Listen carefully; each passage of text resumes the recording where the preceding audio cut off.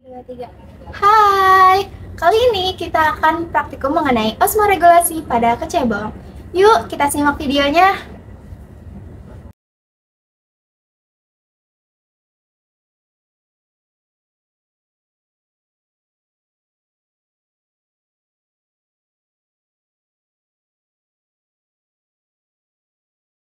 Sebelum kita memulai percobaan, mari kita siapkan alat dan bahan yang diperlukan untuk melakukan praktikum osmoregulasi pada kecebong.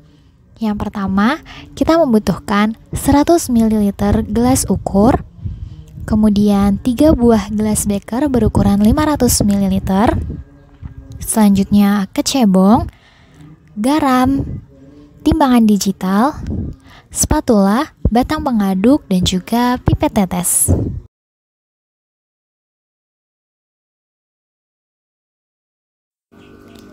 Langkah pertama yang dilakukan adalah membuat wadah dengan tingkat salinitas yang berbeda, yaitu 5%, 10%, dan juga normal sebagai variabel kontrol.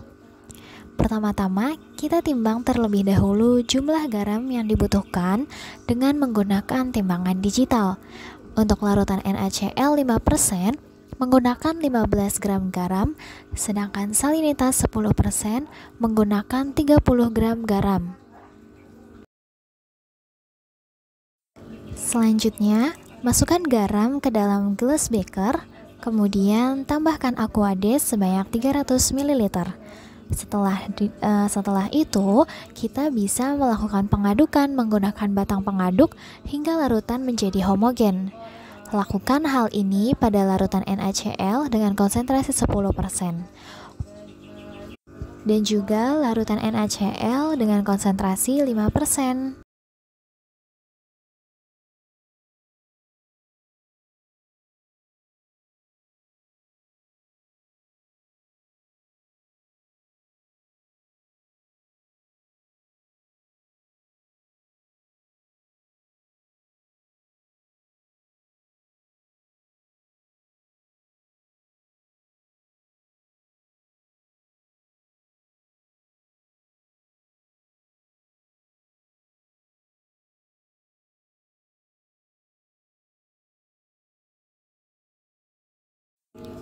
Langkah selanjutnya yang dilakukan adalah kita perlu mengukur massa tubuh kecebong sebelum diberi perlakuan agar dapat mengetahui perbedaan massa tubuh kecebong sebelum dan juga sesudah diberi perlakuan. Setelah seluruh kecebong ditimbang atau diukur massanya, kemudian mereka dimasukkan ke dalam masing-masing wadah perlakuan, yaitu wadah yang pertama perlakuan kontrol, dan yang kedua adalah perlakuan dengan NaCl 5%, dan juga yang ketiga yaitu dengan NaCl 10%. Kemudian kita amati perubahan yang terjadi pada kecebong mulai dari gerakan tubuh, kondisi mata, kondisi ekor, ekskresi, dan juga massa tubuh baik di awal percobaan maupun di akhir percobaan. Langkah akhir yang kita lakukan yaitu mengukur massa akhir kecebong. Kemudian kita catat pada tabel hasil pengamatan.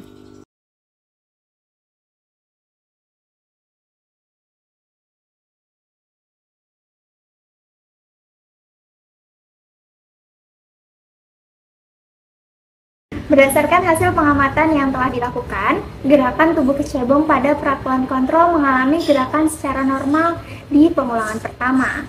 Dan pada pengulangan kedua, kecebong mengalami gerakan tubuh secara aktif.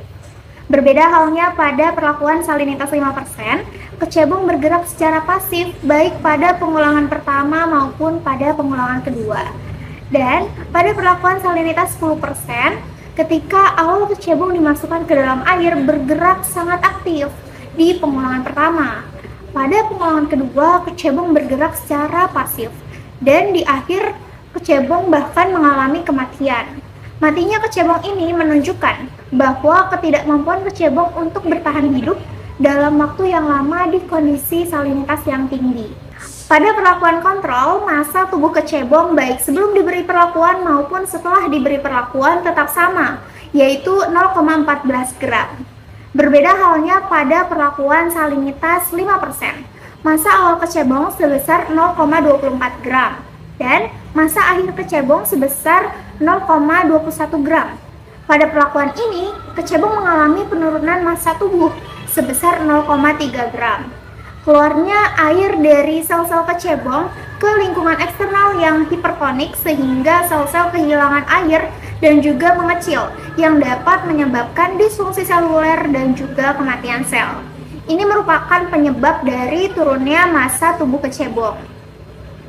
Pada salinitas 10%, sebelum diberi perlakuan, kecebong memiliki massa tubuh yaitu 0,22 gram. Namun setelah diberi perlakuan, massa tubuh kecebong mengalami penurunan hingga 0,17 gram. Hal ini menunjukkan bahwa kecebong mengalami penurunan massa tubuh hingga 0,5 gram. Dehidrasi parah yang dialami ini mengganggu fungsi vital kecebong termasuk sistem peredaran darah dan juga metabolisme. Kecebong mengalami stres osmotik yang sangat tinggi. Tubuh mereka kehilangan air secara cepat melalui osmosis karena konsentrasi garam di lingkungan lebih tinggi dibandingkan dengan di dalam tubuh mereka. Kondisi salinitas yang ekstrim dapat menyebabkan kerusakan jaringan halus dan kapiler di dalam tubuh kecebong. Berdasarkan data pengamatan, pada perlakuan kontrol, kondisi mata dan juga ekor kecebong normal, tidak mengalami pendarahan. Berbeda halnya saat perlakuan salinitas 5%. Di pengulangan pertama, baik mata dan juga ekor kecebong normal. Namun, pada pengulangan kedua, ekor kecebong mengalami pendarahan. Kecebong mengalami pendarahan pada bagian mata dan juga ekor, baik dalam pengulangan pertama maupun pengulangan kedua di perlakuan salinitas 10%. Pendarahan pada ekor dan mata kecebong dalam kondisi salinitas 5% dan juga 10% ini menunjukkan bahwa adanya stres fisik atau fisiologis yang signifikan.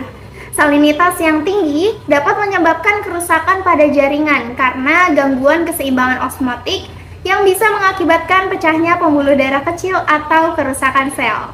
Pengamatan selanjutnya yaitu ekskresi pada kecebong. Pada perlakuan kontrol, kecebong tidak mengeluarkan feses baik pada pengulangan pertama maupun pada pengulangan kedua. Berbeda halnya di salinitas 5%. Pada pengulangan kedua, kecebong mengeluarkan feses. Kecebong mengalami pengeluaran feses baik pada pengulangan pertama maupun pengulangan kedua di salinitas 10%. Stres osmotik ini menyebabkan berbagai respon termasuk perubahan dalam metabolisme dan juga ekskresi. Pengeluaran feses dalam kondisi tersebut merupakan cara tubuh kecebong untuk menyesuaikan diri dengan lingkungan yang lebih asin. Pembuangan feses yang lebih sering merupakan cara tubuh kecebong untuk mengeluarkan kelebihan garam dan juga mengatur cairan internalnya. Kecebong memiliki kemampuan adaptasi yang terbatas terhadap perubahan lingkungan. Ketika salinitas mencapai tingkat yang terlalu tinggi, kemampuan adaptasi ini mencapai ambang batasnya. Pada titik ini, kecebong tidak dapat lagi menyeimbangkan kadar air dan juga ion dalam tubuh yang menyebabkan kegagalan organ vital. Gejala seperti gerakan tubuh yang pasif, terjadinya pengeluaran feses yang banyak, pendarahan pada ekor dan mata, penurunan massa tubuh merupakan tanda bahwa kecebong berada dalam kondisi kritis.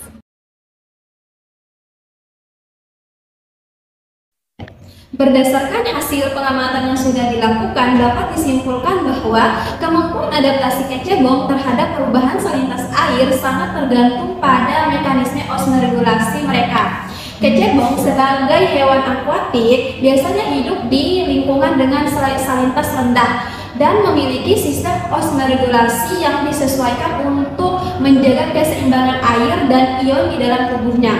Ketika ditempatkan dalam air dengan salinitas tinggi seperti 30%, kecebong mengalami stres osmotik yang signifikan karena tekanan osmotik yang sangat tinggi menyebabkan air dalam tubuh mereka bergerak keluar secara cepat melalui osmosis. Hal ini mengakibatkan dehidrasi berat, penurunan massa tubuh, serta disfungsi seluler dan pendarahan.